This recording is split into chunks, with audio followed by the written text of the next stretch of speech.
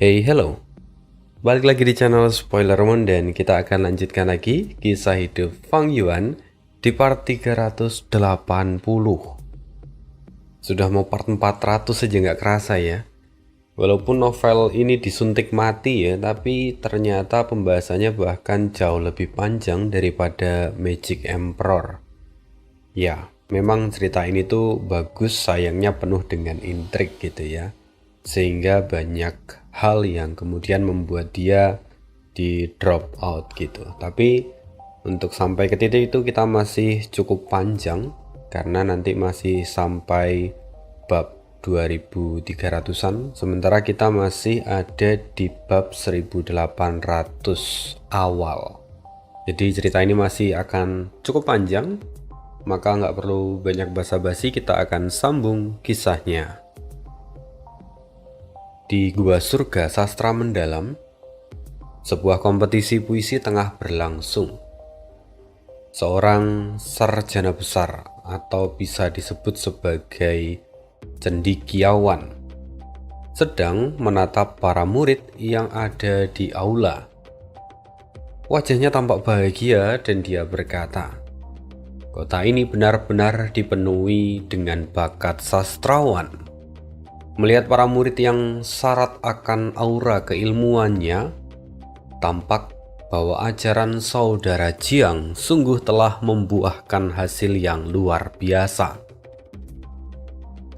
Mendengar perkataan itu, Master Jiang yang adalah pengajar di tempat itu pun tersenyum dengan rendah hati. "Saudara Sen, Anda terlalu memuji. Pengetahuan murid-murid saya masihlah dangkal dan mereka masih belia. Bagi mereka, bisa menyaksikan pertarungan sastra hari ini sudah merupakan sebuah kehormatan besar," kata Master Jiang. Sementara orang yang disebut sebagai Saudara Sen, dia bukanlah orang biasa seperti yang tadi disebutkan. Dia adalah seorang cendekiawan. Bukan hanya cendekiawan biasa, tetapi dia memiliki gelar sebagai cendekiawan agung. Lengkapnya, dia dikenal dengan nama Cendekiawan Agung Sen. Tapi nanti kita akan sebut saja Cendekiawan Sen supaya tidak terlalu panjang. Mendengar perkataan dari Master Jiang, cendekiawan Seng tersenyum. "Saudara Jiang, hasil pertarungan kita bisa dikatakan seimbang. Jadi, mari kita anggap pertarungan tadi dengan keadaan seri." Kemudian cendekiawan Sen berkata, "Selanjutnya, bagaimana kalau kita memainkan permainan oper bunga? 3 murid yang terpilih akan membacakan puisi mereka. Aku ingin melihat kemampuan sastra dari generasi muda di sini." Master Jiang merenung sejenak, tapi pada akhirnya dia pun menyetujui permintaan ini. Seketika, mata dari para murid yang ada di bawah panggung pun tampak berbinar. Ini adalah kesempatan yang sangat langka. Bagaimanapun dua sarjana besar ada di hadapan mereka. Selama mereka bisa menampilkan karya yang baik, maka reputasi mereka pun akan langsung melejit. Oleh karena itu, permainan pun dimulai. Permainan ini diawali dengan suara genderang. Lalu, setangkai bunga berwarna merah akan mulai berputar secara otomatis di antara para murid. Sampai pada akhirnya ketika genderang berhenti, bunga pun juga akan ikut berhenti. Dan orang yang mendapatkan bunga itu wajib untuk maju dan membacakan puisinya. Dan setelah genderang itu benar-benar berhenti, bunga pun ikut berhenti di depan seorang pemuda. Namanya adalah Li Xiaobai. Cendekiawan Seng lalu berkata, yang memegang bunga merah. Silahkan, kau terpilih untuk maju. Lafalkan puisimu di depan semua orang.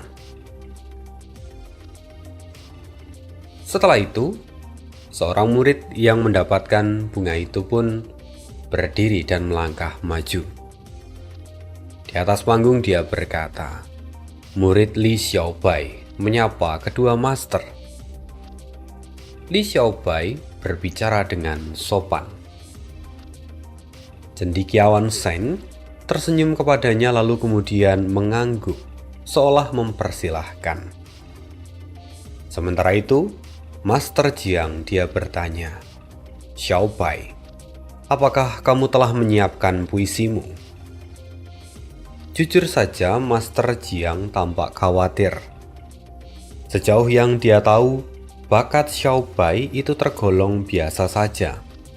Jadi, Master Jiang saat ini hanya berharap supaya muridnya itu alias Xiaobai telah mempersiapkan puisinya. Karena kalau tidak, dengan standar kemampuannya saat ini, penampilannya bisa saja mengecewakan. Kalau hanya dia sendiri yang kecewa itu tidak masalah. Tetapi sekarang di sana ada cendekiawan Shen. Dan dia tidak boleh dikecewakan. Bagaimanapun kalau itu terjadi, maka reputasi ini akan mencoreng wajahnya sendiri dan bahkan mencoreng akademi tempat mereka berada. Karena itu Master Jiang pun khawatir. Tetapi dengan tenang Li Xiaobai menjawab, Master, saya sudah menyiapkan puisi saya. Mendengar itu, ada sedikit ketenangan di dalam hati Master Jiang. Dia lalu berkata, kalau memang begitu, mari kita dengarkan. Gua sastra mendalam berbeda dengan dunia luar, di mana di tempat ini budaya sastra berkembang dengan pesat. Kalau seseorang mampu menciptakan puisi yang baik, bahkan sekalipun tanpa penghargaan manusia, tapi surga dan bumi akan tetap memberinya manfaat. Oleh karena itu, seni menciptakan puisi menjadi hal yang sangat penting bagi mereka yang tinggal di dalam gua surga ini. Karena hal itu secara langsung akan mempengaruhi kehidupan, status, reputasi, dan masa depan mereka. Biasanya, para murid itu akan menimbun pondasi mereka, menyimpan beberapa bait puisi unggulan sebagai rahasia mereka sendiri. Bahkan, jika mereka mampu menciptakan puisi semacam itu, mereka tidak akan serta-merta mengungkapkannya. Puisi-puisi itu hanya akan disimpan untuk saat yang genting. Khususnya, seperti dalam kompetisi sastra tingkat tinggi. Karena itu, tidaklah aneh kalau Li Xiaobai telah menyiapkan sebuah puisi. Tetapi, yang tidak diketahui banyak orang, Li Xiaobai punya pertimbangannya sendiri. Dalam hati dia bergumam, aku sudah membaca ribuan puisi dalam kehidupanku sebelumnya. Banyak di antaranya adalah karya yang bahkan mengguncang dunia dan terkenal di bumi selama ribuan tahun. Ditambah dengan fakta bahwa sastra di bumi berkembang hingga mencapai puncak kejayaannya. Tapi sayang, kalau aku menggunakan puisi-puisi itu di sini, masalah besar akan muncul. Gua Surga Sastra Mendalam memiliki lingkungan jalur informasi yang sangat maju, terutama dalam pengamatan Ki Sastra dan Ki Bakat. Hampir setiap orang memiliki metode semacam itu, dan hanya beberapa pada tingkat kedalamannya. Saat ini aku kekurangan Ki Sastra dan Ki Bakat. Sebelum pergantian jiwaku sebelumnya, Li Xiaobai sejatinya hanyalah seorang siswa biasa. Karena itu kalau aku tiba-tiba menciptakan puisi yang mengguncang dunia, bukan hanya orang-orang tidak akan mempercayainya, tetapi mereka juga pasti akan menaruh curiga padaku. Bahkan jika aku mencoba menyangkalnya, semua sudah terlambat. Aku akan dicap tidak jujur, dan di dunia ini, hal itu berarti aku akan dibenci dan dijauhi. Ternyata, Li Xiaobai yang saat ini ada di atas panggung, tidak lain tidak bukan adalah klon dari Fang Yuan. Dan ya, mungkin sejak namanya disebut, kalian sudah bisa menebak bahwa Li Xiaobai yang ada di atas panggung saat ini adalah Fang Yuan. Dan sekarang, Fang Yuan sudah menyusun segala rencana yang dibutuhkan. Sebelum dia memasuki Gua Surga Sastra Mendalam, dia sudah membuat pengaturan dengan sangat cermat dan dia juga telah mengantisipasi berbagai kemungkinan. Sebelumnya setelah memasuki Gua Surga ini, klon Fang Yuan mengambil alih posisi dari Li Xiaobai yang sebenarnya adalah murid di dalam Gua Surga Sastra Mendalam untuk menghindari kecurigaan. Itu juga alasan kenapa hari ini Fang Yuan bisa berada di antara semua orang tanpa dicurigai. Nah, sekarang masalah berikutnya. Li Xiaobai adalah murid yang memang kekurangan ki sastra dan juga ki bakat sejak awal. Oleh karena itu, Fang Yuan harus menyesuaikan posisinya agar tidak menimbulkan kecurigaan sama sekali. Meski Fang Yuan menguasai banyak puisi terkenal di dalam ingatannya, lalu memilih salah satu yang paling sesuai dengan keadaannya saat ini. Dan dia lalu mulai melafalkannya. Mendengar semua itu, Master Jiang bisa sedikit bernafas lega. Bagaimanapun puisi ini tersusun rapi dan nyaris tepat memenuhi standar dari kompetisi. Oleh karena itu, Master Jiang kini bisa tenang, karena Li Xiaobai tidak mempermalukannya. Sementara itu, di bawah, salah seorang murid yang menjadi teman sekelas dari Li Xiaobai berkomentar, puisi ini tidak terlalu mengesankan. Tetapi, mengingat aku yang telah belajar bersama Li Xiaobai selama 3 tahun di kelas, kemampuannya hari ini bahkan telah melampaui standarnya sendiri selama ini. Sementara itu, yang lain tampak mulai berkomentar. Puisi Li Xiaobai memang tidak terlalu memukau, tapi puisinya harus diakui cukup bagus. Dan sekarang setelah dia tampil, maka puisinya telah menjadi standar dalam kompetisi ini. Dan tentunya itu akan menguntungkan dua penampil berikutnya. Oleh karena itu, para murid sekarang terlihat sangat antusias. Hampir semua murid yang ada di sana merasa percaya diri bahwa puisi simpanan mereka jauh lebih baik daripada puisi yang dilantunkan oleh Li Xiaobai barusan. Jadi, pada akhirnya, genderang kembali ditabuh. Putaran kedua pun dimulai. Li Xiaobai telah kembali ke posisinya, dan kemudian bunga merah mulai beredar di antara para murid yang ada di sana. Semua orang sungguh mendamba-dambakan kesempatan ini. Tetapi setelah genderang berhenti, sebagian besar para murid yang ada di sana tampak kecewa. Mereka lagi-lagi tidak terpilih. Tapi tidak hanya itu. Ketika mereka menoleh ke arah bunga merah itu, mata mereka terbelalak. Mustahil, bunga itu kembali berhenti di meja Li Xiaobai. Li Xiaobai sendiri pun terkejut. Tapi kemudian, cendekiawan Agung Seng yang melihat hal itu tertawa kecil dan berkata, "Tidak perlu ada yang mempermasalahkan ini. Aturan tetaplah aturan. Dan kamu anak muda, kamu boleh tampil sekali lagi karena kamulah yang terpilih." Mendengar itu, Master Jiang kembali diliputi rasa cemas. Berdasarkan dasar dan juga sifat dari Li Xiaobai, penampilan sebelumnya sudah melampaui batas kemampuan yang ia miliki.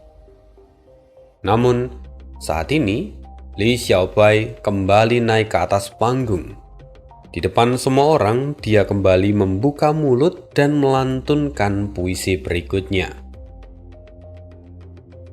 Kalau dinilai, puisi ini setara dengan puisi yang pertama. Tidak lebih baik dan juga tidak lebih buruk. Dan mendengar itu, Master Jiang kini tampak sedikit lega. Jujur saja, dia tidak menyangka bahwa hal ini akan terjadi. Dalam hati dia bergumam, tampaknya meskipun anak ini tidak berbakat, tapi dia sangat rajin. Dia bahkan sampai menyimpan 2 puisi sebagai cadangan. Dan berdasarkan kualitasnya, seharusnya kedua puisi ini adalah ciptaannya sendiri. Jelas sekali bahwa memang puisi tidak mudah untuk disusun. Li Xiaobai sama sekali tidak mempermalukan dirinya di atas panggung. Hal itu saja sudah membuat Master Jiang merasa sangat puas. Lalu pada akhirnya, tinggal satu kesempatan lagi. Para murid mulai gelisah. Pikiran mereka bercabang kemana-mana. Sulit sekali untuk menahan emosi. Lalu, genderang kembali bergulir. Mata para murid memerah saat mereka menatap bunga merah yang terus berpindah dari meja ke meja. Semua orang ingin mendapatkan bunga itu, tetapi tidak boleh ada yang merebutnya. Semuanya akan ditentukan oleh keberuntungan. Dan setelah satu putaran penuh, genderang kembali berhenti. Dengan dentuman keras, cendekiawan Agung Seng terkejut. Perlahan dia mulai tersenyum. Siapa sangka anak ini lagi. Li Xiaobai kembali memegang bunga merah itu. Dia tampak kikuk. Lalu dia berjalan ke atas panggung dengan ekspresi muram. Sebelumnya, dia terlebih dahulu menelangkupkan tinjunya ke arah kedua orang master yang ada di depan. Lalu dia berbalik ke arah para murid yang ada di bawah panggung. Dengan tenang dia berkata, "Teman-teman, saya sungguh tidak melakukan hal ini dengan sengaja. Naik ke panggung 3 kali bukan hanya mengejutkan kalian, tetapi saya pun juga terkejut. Saya tahu bahwa kebanyakan dari kalian jauh lebih berbakat daripada saya. Tetapi saat ini saya terpilih.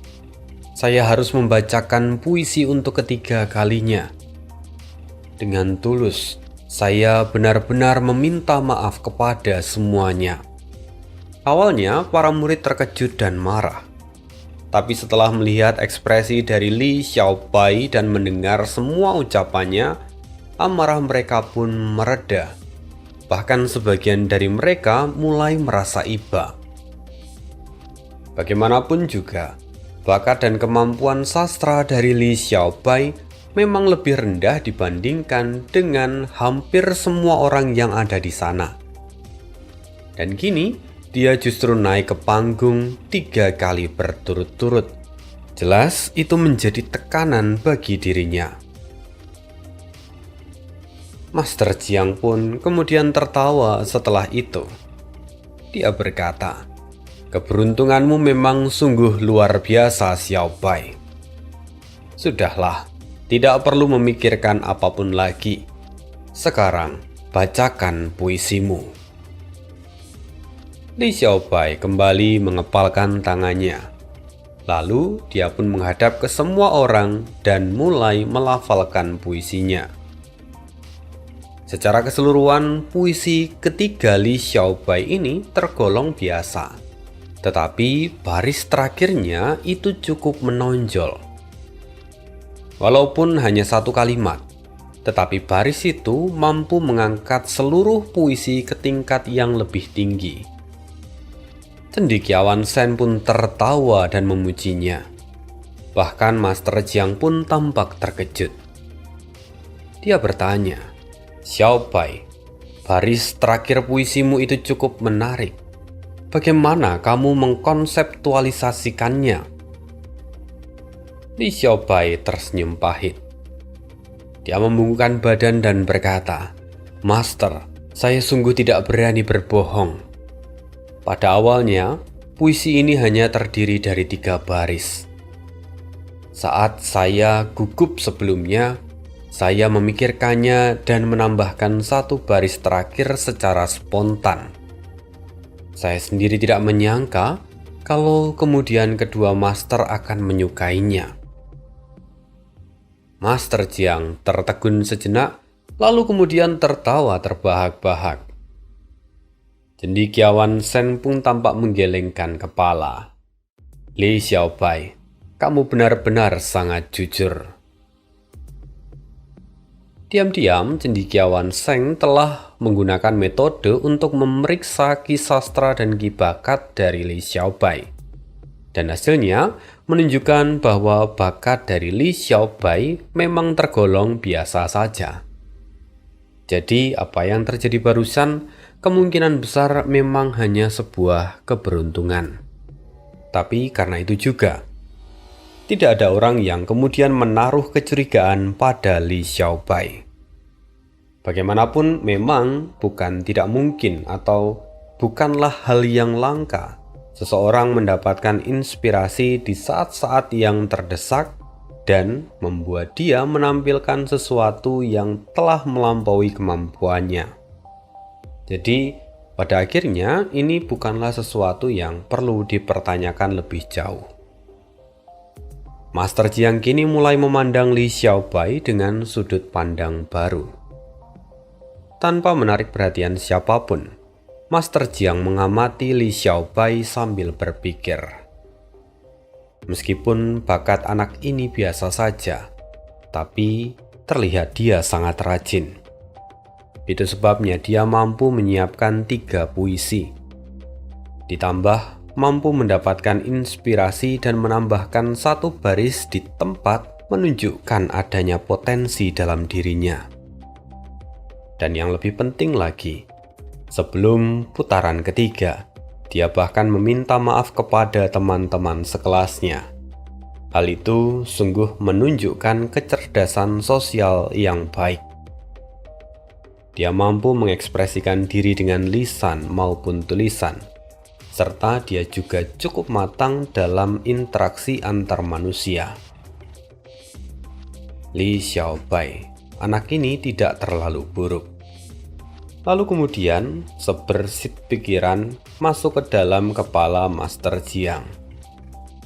Dia teringat, tunggu, apa yang terjadi dalam kompetisi ini akan segera tersebar ke seluruh dunia. Reputasiku sudah dikenal sebelumnya. Ini bukanlah masalah, tetapi Li Xiaobai akan menjadi terkenal melalui peristiwa ini. Jika ada 3 murid yang sebelumnya tampil, maka dampaknya akan terbagi bertiga. Tetapi sekarang, dia mengambil ketiga kesempatan itu sendiri. Jadi dengan begitu, maka dia akan menjadi pusat perhatian sepenuhnya. Lalu untuk saat ini, setelah hasil pertarungan sebelumnya imbang, maka saudara Shen tidak akan menantangku dalam waktu dekat. Tapi mungkin akan ada pihak licik yang menargetkan muridku untuk mempengaruhiku. Masalahnya adalah Li Xiaobai. Dia hanyalah murid yang biasa saja. Master Jiang mengerutkan kening sebelum mengambil keputusan. Baiklah, Setelah ini, aku harus membina Li Xiaobai dengan sungguh-sungguh dan diam-diam memberinya sumber daya. Setelah kompetisi ini, semua orang akan tahu bahwa Li Xiaobai adalah muridku. Meskipun aku memiliki banyak murid yang lain, tetapi dialah yang akan terkenal. Di masa depan, setiap kali nama Li Xiaobai disebut, maka namaku juga akan ikut disebut. Reputasi kami telah terikat saat ini, dan karena itu aku harus menjaganya baik-baik. Jika tidak, maka ini akan menjadi masalah. Master Jiang merasa tertekan. Dia memutuskan bahwa sekalipun dia harus menghabiskan banyak tenaga dan sumber daya, Li Xiaobai harus dibentuk menjadi seorang sarjana sejati. Bahkan kalau dia hanyalah sepotong kayu biasa, maka Master Jiang bertekad untuk memahatnya dan memolesnya hingga menyerupai batu giok. Oleh karena itu, nasib Li Xiaobai setelah ini juga akan menjadi sangat baik. Dia akan berada di bawah bimbingan dari Master Jiang. Kecepatan kultivasinya akan jelas meningkat dengan cepat. Nah, inilah efek dari gerakan pembunuh yang digunakan oleh Fang Yuan. Sementara itu, di benua tengah, di Gunung Feihe, Guliuru menghentikan gerakan pembunuhnya sambil menghembuskan nafas panjang. Sudah selesai. Aliran waktu di dalam apertur abadinya telah bergeser mendekati batas maksimum. Kedepannya dia akan menghadapi bencana kesengsaraan dengan frekuensi yang lebih cepat. Qi Dingling tersenyum dan berkata, "Terima kasih atas kerja kerasmu." Qi Dingling menatap Fang Zheng yang kini masih tertidur. Tapi tiba-tiba ekspresi Qi Dingling berubah. Guliuru pun heran dan bertanya, "Ada apa?" Qi Dingling berkata dengan nada serius, "Aku menggunakan gerakan pembunuh untuk memeriksa keberuntungan anak ini. Setelah metode yang kau gunakan diaktifkan, keberuntungan Fang Zheng tiba-tiba berubah. Awalnya keberuntungannya seperti bukit yang kokoh dan subur, tapi sekarang keberuntungannya berubah seperti tutup panci." Guliuru semakin bingung. Pertanda apakah ini? Qi Dingling pun tampak menggelengkan kepala. Untuk saat ini aku pun belum bisa memahaminya. Sejak hari itu, 2 bulan pun kemudian berlalu. Sebuah kabar kemudian membuat tubuh utama Fang Yuan menghentikan kultivasinya. Akhirnya, aku menemukan lokasi dari Istana Naga. Bagus. Pada dasarnya aku telah mempelajari semua metode dari jalur Qi yang ada. Aku harus bertindak lebih dulu dan mendapatkan Istana Naga secara diam-diam sebelum pengadilan surgawi bergerak. Lalu Fang Yuan pun bergerak. Dalam waktu singkat, di atas permukaan laut yang biru, ombak bergemuruh mengikuti pasang surut air laut. Burung-burung camar berterbangan di langit. Dengan suara lembut seorang immortal menyelam ke dalam air dan terus berenang semakin dalam. 1000 kaki, 10.000 kaki, 100.000 kaki. Laut itu memang benar-benar dalam. Berbagai jenis binatang laut hidup di dalamnya. Ketika mencapai kedalaman 1 juta kaki, binatang laut di tingkat abadi pun mulai bermunculan. Tentu saja, harta yang berharga juga tersembunyi di sana. Immortal itu bergumam sambil terus menyelam. Laut Timur memang nomor 1 di antara 5 wilayah dalam hal sumber daya. pada kedalaman 10 juta kaki. Di tengah kegelapan laut yang menyerupai jurang itu, tampak sebuah alam mimpi yang indah dan berwarna-warni. Semakin immortal itu mendekat, alam mimpi itu pun semakin terlihat memenuhi pandangannya. Sampai akhirnya dia tiba di depan alam mimpi itu. Ukurannya telah menyerupai sebuah gunung kecil. Istana naga seharusnya ada di sini. Tatapan immortal itu tampak membara. Tubuhnya berotot, wajahnya tampan. Sisik naga emas menutupi tubuhnya. Sementara sepasang mata naga berkilau seperti topas. Dan di atas kepalanya tumbuh 2 tanduk naga yang menyerupai karang emas. Inilah sosok klon manusia naga Fang Yuan. Fang Yuan mengetahui bahwa istana naga tersembunyi di Laut Timur. Tetapi di kehidupan sebelumnya, dia tidak pernah tahu lokasi pastinya. Tapi Fang Yuan sudah membuat persiapan sejak lama. Dia mengumpulkan informasi, menarik kesimpulan, dan mempersempit area yang memungkinkan. Setelah itu, dia mengirimkan para bawahannya untuk menyelidiki Laut Timur secara diam-diam. Fang Yuan memang tidak mengetahui lokasi awal dari Istana Naga, tetapi berkat kerja kerasnya, usaha itu membuahkan hasil dan dia berhasil menemukan lokasi terkini dari Istana Naga. Klon manusia naga Fang Yuan pun meneliti area di sekitarnya. Dia memastikan tidak ada binatang buas abadi yang akan mengganggunya. Dan setelah memastikan wilayah itu relatif aman, klon manusia naga Fang Yuan segera menggunakan gerakan pembunuh transformasi pencari realitas mimpi sejati. Dia bergerak dengan cepat dan segera mengubah alam mimpi itu menjadi fisik pencari realitas mimpi sejati. Pilihan yang dilakukan Fang Yuan ini secara tidak sengaja adalah langkah yang sama dengan yang diambil oleh Duklong di kehidupan sebelumnya. Dia secara sengaja mengisolasi alam mimpi dan menargetkan Istana Naga secara langsung.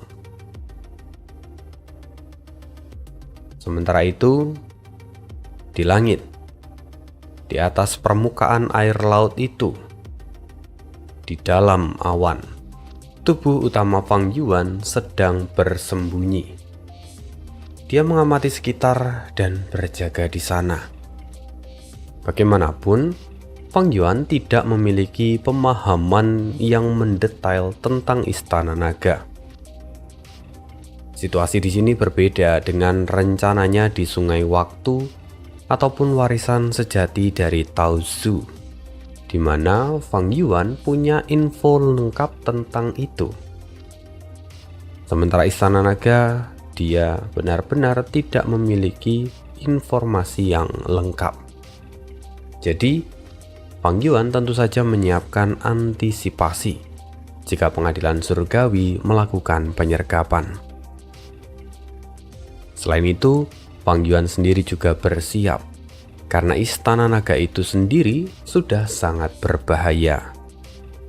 Istana Naga memiliki gerakan pembunuh ofensif dari jalur mimpi. Dan itu adalah sesuatu yang membuat Fang Yuan menjadi sangat waspada. Kembali ke dasar laut. Seiring berjalannya waktu, tubuh fisik pencari realitas mimpi sejati mulai terbentuk satu persatu. Semuanya berjalan cukup lancar. Namun alam mimpi itu terlalu besar. Dengan kecepatannya saat ini, Fang Yuan membutuhkan beberapa hari untuk mengubah semua alam mimpi itu. Kalau misalnya Fang Yuan mengesampingkan keuntungan yang ia dapatkan setelah memperoleh istana naga, untuk saat ini saja, setelah Fang Yuan merubah alam mimpi menjadi fisik pencari realitas mimpi sejati dan memperoleh fisik-fisik itu, maka Fang Yuan sebenarnya sudah mendapatkan keuntungan yang sangat besar. Karena dengan begitu, maka pencapaiannya bisa terus ditingkatkan.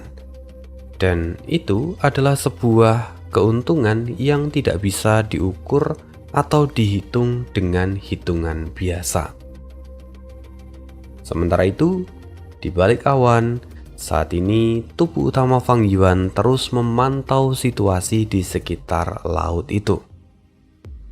Sambil menggunakan rumahku pot keberuntungan memasak, Fang Yuan terus mengamati keberuntungan dari klon manusia naganya. Fang Yuan memastikan bahwa tidak ada perubahan yang membahayakan. Saat ini, keberuntungan klon manusia naganya terlihat seperti seekor naga ungu yang melingkar di udara. Dia terlihat tidak bergerak sama sekali. Tapi kemudian, perlahan jejak Ki hitam mulai berkumpul dan menggumpal menjadi kumpulan awan hitam pekat di sekitar naga itu.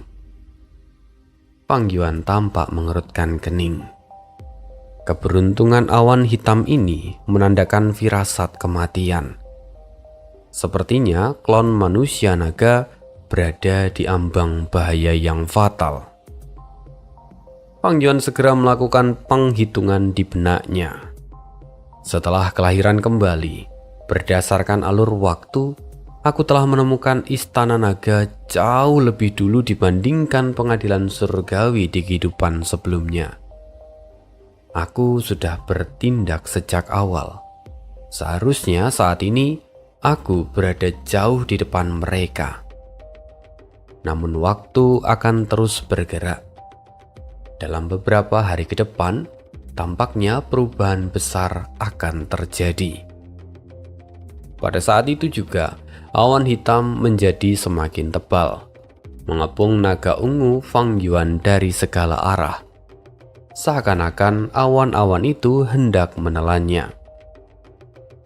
Fang Yuan tahu situasi semakin genting. Dia segera mengaktifkan pot keberuntungan memasak.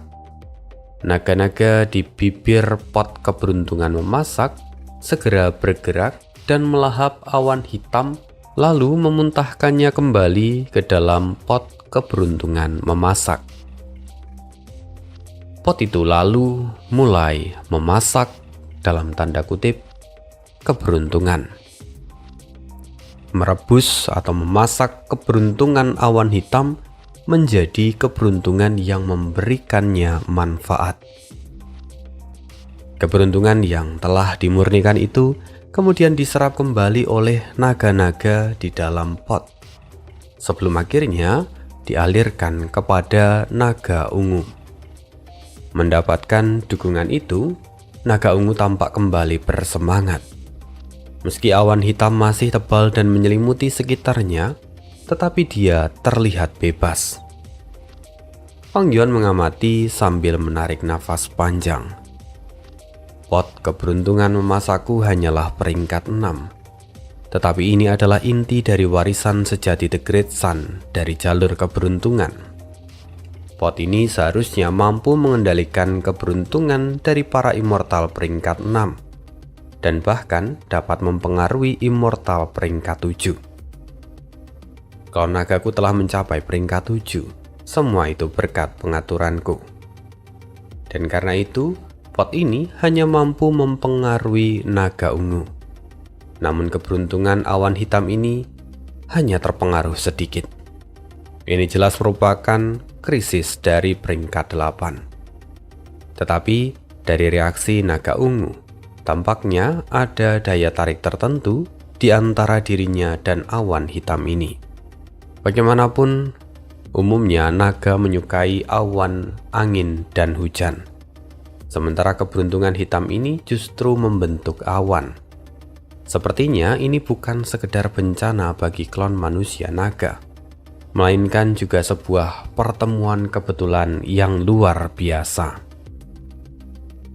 Tentu saja, semua ini berlaku dengan syarat bahwa Fang Yuan tidak turun tangan secara langsung. Karena begitu tubuh utamanya bertindak, keberuntungannya pasti akan mempengaruhi yang lain dan tentu akan berubah drastis. Bagaimanapun Fang Yuan bukanlah immortal peringkat 8 biasa. Setiap tindakannya mampu mengguncang keseluruhan situasi. Walaupun untuk saat ini situasi masih terkendali. Tapi Fang Yuan kini tampak menghela nafas sejenak. Sayang sekali aku tidak bisa memeriksa keberuntunganku sendiri.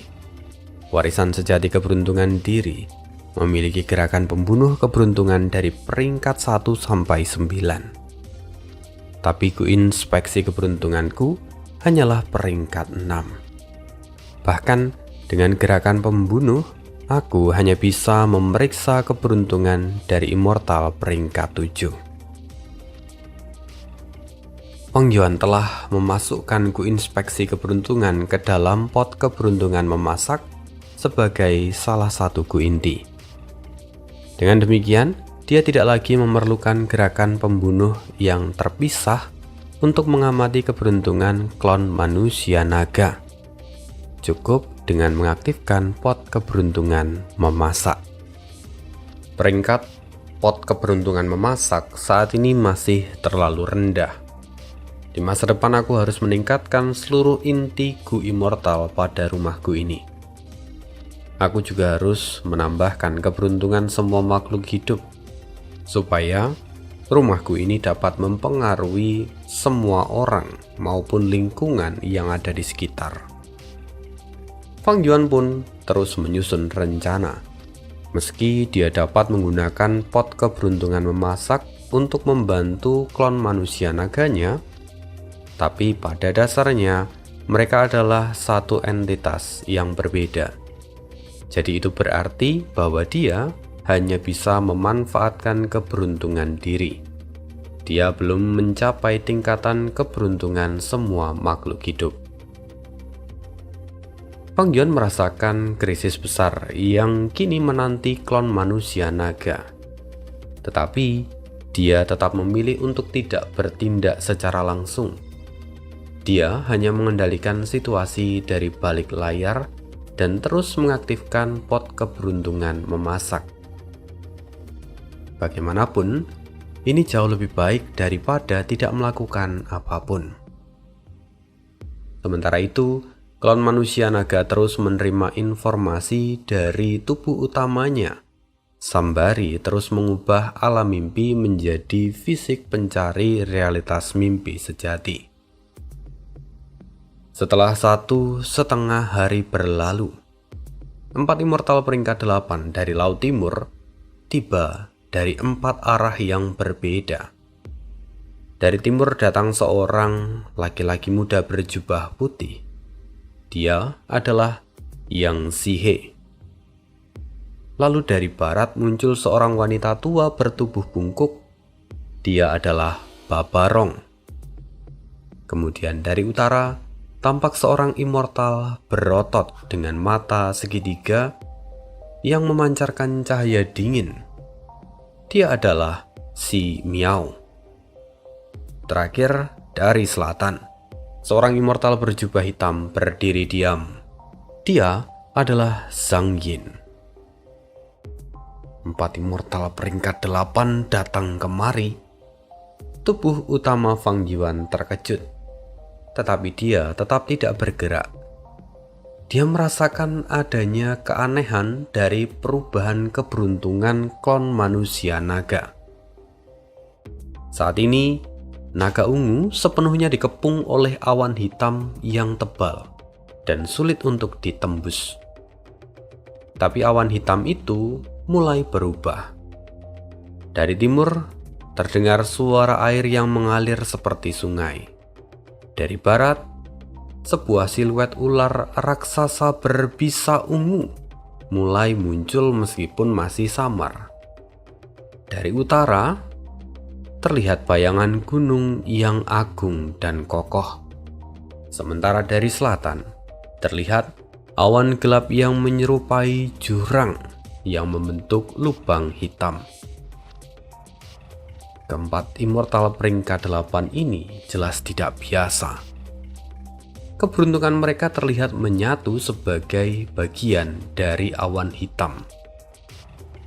Karena itu Fang Yuan bertanya-tanya, apakah mereka itu bersekutu? Saat ini, Fang Yuan masih belum mengetahui keberadaan 4 jenderal naga yang berada di bawah perintah Istana Naga. Karena memang di dalam kehidupan sebelumnya, tidak ada informasi tentang mereka yang sampai ke telinga Fang Yuan. Tapi kebenaran dengan segera terungkap. Keempat immortal peringkat 8 itu berhenti di depan klon manusia naga. Ekspresi dingin mereka terlihat sedikit melunak. Dia adalah manusia naga. Yang lain berkata, kultivasimu ada di peringkat 7. Kau memenuhi syarat untuk mengikuti ujian. Alam mimpi yang ada di depanmu itu adalah ujian yang harus kau lalui. Kalau kau lulus dan mendapatkan pengakuan dari roh naga, maka istana naga akan menjadi milikmu. Jadi sekarang hentikan manipulasimu pada alam mimpi itu. Hadapi ujian yang disiapkan secara langsung. Kalau tidak, kami, 4 jenderal naga, akan memastikan kau akan menyesali karena telah datang ke tempat ini. Keempat immortal itu berbicara bergantian. Dan akhirnya identitas mereka pun terbongkar. Mereka adalah keempat jenderal naga, yang artinya mereka juga adalah manusia naga. Identitas yang telah tersembunyi kini terbuka. Fang Yuan pun mendapatkan semua informasi ini. Tentu saja dia terkejut. Fang Yuan terpikirkan, jangan-jangan inilah pertemuan keberuntungan itu. Karena sebelumnya tadi Fang Yuan merasa bahwa ketika naga ungu kecil alias keberuntungan dari klon manusia naga Fang Yuan dikelilingi oleh awan hitam, di situ dia merasa bahwa ada pertemuan keberuntungan. Jadi sekarang dia berpikir bahwa keempat immortal inilah yang merupakan bagian dari pertemuan keberuntungan ini. Bagaimanapun dalam kehidupan sebelumnya, Fang Yuan hanya melihat Baining yang mengendalikan istana naga dan mengerahkan Di Sangseng dalam pertempuran terakhir. Dia sama sekali tidak pernah melihat keempat jenderal naga. Hal ini jelas menunjukkan sebuah skema yang sangat mendalam. Fang Yuan mulai berpikir, jadi keempat immortal peringkat 8 ini adalah pelayan dari Istana Naga. Mereka ditundukkan oleh Istana Naga dan kini menjadi Jenderal Naga. Oleh karena itu, haruskah aku turun tangan secara langsung? Dalam sekejap pikiran Fang Yuan berputar dengan cepat. Dia melakukan berbagai penghitungan. Dengan kekuatannya sekarang, dia memiliki peluang besar untuk menghadapi keempat immortal peringkat 8 itu sekaligus. Tapi, pertimbangan yang membuat Fang Yuan tidak berjalan adalah kalau mereka bertarung, maka keributan yang ditimbulkan akan sangat besar. Dan itu tentu saja akan memancing banyak orang untuk datang.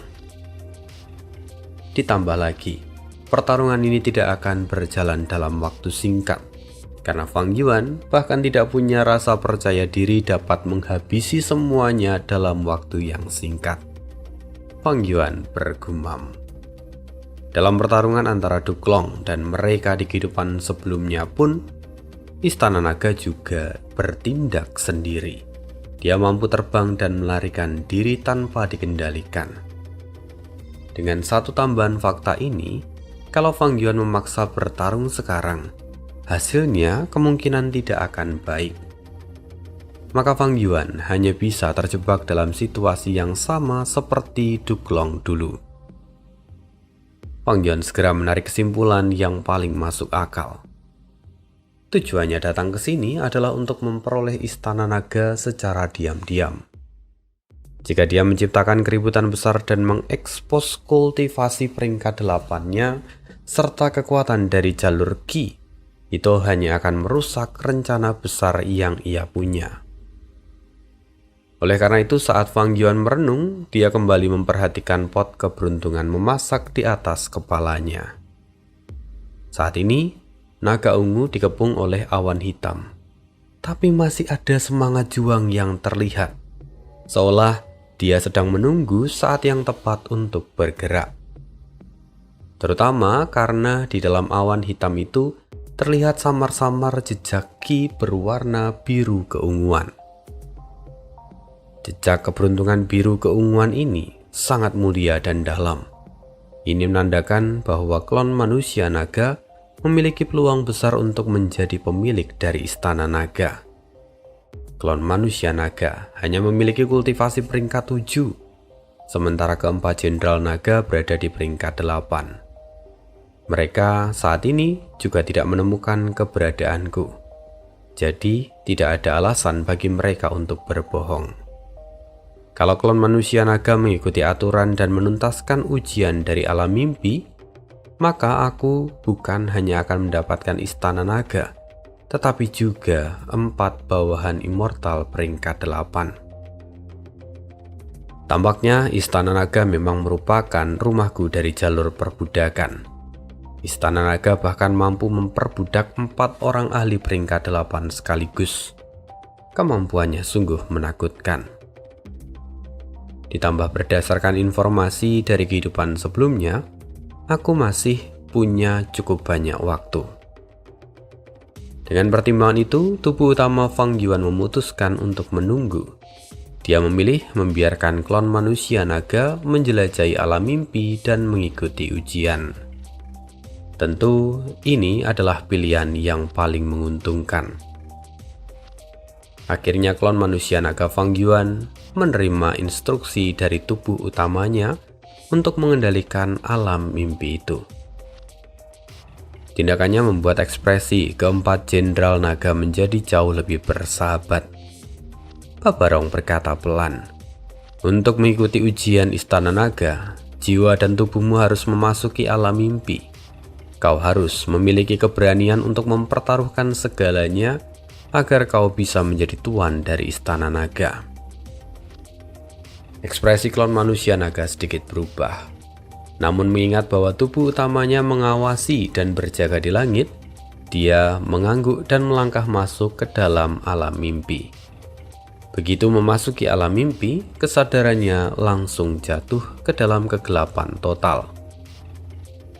"Ushuai, bangun! Bangun!" Seseorang di sampingnya menyenggol tubuhnya. Klon manusia naga membuka mata dan melihat seorang gadis muda dengan tanduk di kepalanya. Penampilannya polos dan imut, tapi dia tampak terburu-buru. "Kenapa kamu masih tidur? Semua orang sudah menunggu. Jangan lupa hari ini kita akan mengatur pertempuran taruhan dengan Chen Fu dan Zhang Xuan." Klon manusia naga tertegun sejenak. "Jadi aku adalah Wu Shuai. Aku berada di peringkat 3 saat ini." Klon jalur naga memeriksa kondisi dari tubuhnya.